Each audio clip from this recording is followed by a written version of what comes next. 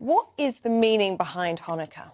Well, Hanukkah is a celebration of light over darkness, and specifically it looks back to a victory that Judah Maccabee and his fighters had against assimilation in Israel and Jerusalem specifically.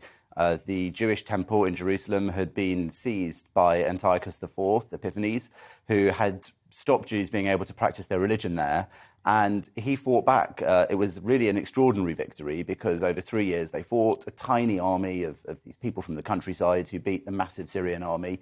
And in respect of that, Jews since then have reflected on this holiday as one where we stand up for what we believe in, for our religious belief, our traditional values, our traditional practices, sometimes things that aren't really that fashionable today, against the powers and forces of over-assimilation. And what have you got here in front of us? As you said, it's about bringing light into darkness, and you do light a candle every night of Hanukkah, is that right? There are 8 candles to be lit, so there's 8 candles here on the Hanukkah. And the reason we do 8 candles is when they did rededicate the temple, when they managed to reclaim it, there was only 1 jar of oil left, purified enough to light the eternal light that they kept lit all the time on a menorah, which is a bit like this with a different number. And that candle, that oil, lasted for 8 days instead of the 1 it was supposed to. And in respect of that miracle, this is why we light the candle every day for 8 days. And the 9th one here is the one we use to light the others.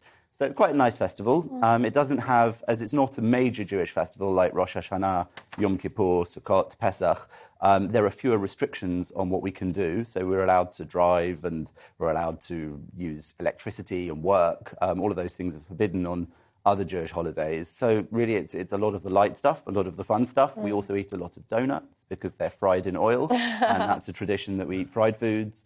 We play with these things called dreidels. It's a little spinning top, and you can gamble. Wow. This one, depending on which It's a bit like a dice. Yeah, kind of. It's got Hebrew letters on it, which stand these days for Nes Gadol Haya Sham, which means a great miracle happened there, specifically Jerusalem. Oh, that's amazing. And when the family come together to light the candles, is that a nice moment of the evenings in Hanukkah? What do you do when you all come together to light the candles? Absolutely. Well, we say a blessing over the candles that God has commanded us to light these Hanukkah candles. And we also sing a song called Ma'otso Yeshuati, which is it's a bit like a Christmas carol for Jews, if you want, where we praise the fact that God is the strength behind Jews, and that has several verses, and people run out after the first usually. So that's also very nice. There's a lot of games and songs if you want to play with the kids and stuff. And these days people also give presents, I guess, because there's a bit of a rub-off from Christmas on Jewish people. Yeah, well, can I ask what the present situation is like with Hanukkah?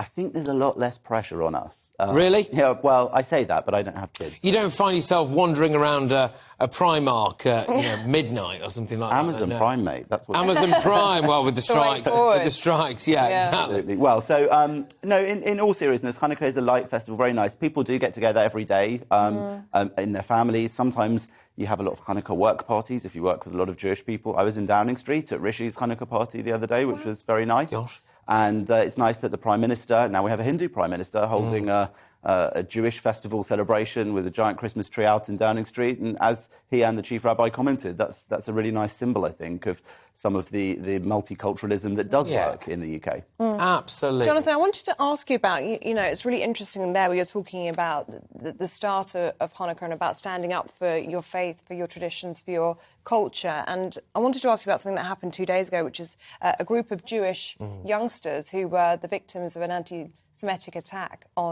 in Oxford Street, and they've actually returned to the scene, haven't they, to bring light into the darkness, as you say. It's almost putting into action Hanukkah, isn't it? That's right. It's very nice that they were able to go back there. It was organised by Chabad, who are a Jewish organisation, and they took those kids there last year to Oxford Street, just dancing. They'd hired a bus, they were out in the street dancing, and they actually got assaulted by a group of guys who threw things at them and shouted anti-Semitic abuse. The shocking thing, of course, is that the police have stopped looking for those suspects, despite there being plenty of CCTV footage of them.